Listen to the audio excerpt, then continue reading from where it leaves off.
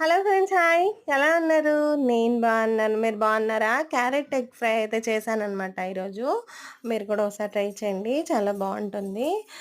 ముందుగా క్యారెట్ ఇట్లా తురుము పెట్టుకోవాలన్నమాట పక్కకి. పెట్టుకున్న తర్వాత స్టవ్ మీద బాండి పెట్టేసేసుకొని అందులో కళాయి పెట్టేసేసి పోపు దినుసులు వేసేసుకోవాలి. అండ్ ఆనియన్స్ అండ్ పచ్చిమిర్చి, కరివేపాకు వేసుకొని ఫ్రై చేసుకోవాలి. కొంచెం అంటే కొంచెం టేస్ట్‌కి అల్లం వెల్లుల్లి పేస్ట్ కూడా కొంచెం వేసుకోవాలి. బాగా ఫ్రై అయిన తర్వాత మనం తురిమి పెట్టుకున్న క్యారెట్ ఫ్రై కూడా వేసేసుకోవాలి. వేసుకొని ఫ్రై చేసుకోవాలి. ఫ్రై అయిన తర్వాత కొంచెం సాల్ట్ అండ్ పసుపు కూడా యాడ్ చేసుకోవాలి. యాడ్ చేసుకొని ఫ్రై అయిన తర్వాత ఇంకొంచెం ఫ్రై అయిన తర్వాత కారం కూడా వేసుకోవాలి. కారం కూడా వేసుకున్న తర్వాత ఫ్రై చేసుకోవాలి. ధనియా పౌడరు అండ్ కొంచెం జీలకర్ర పౌడరు అండ్ ఎగ్ కలిపి మిక్స్ చేసేసుకోవాలి. అది కూడా ఫ్రై అయిన తర్వాత లాస్ట్‌గా కొత్తిమీరతో గార్నిష్ చేసుకుంటే చాలా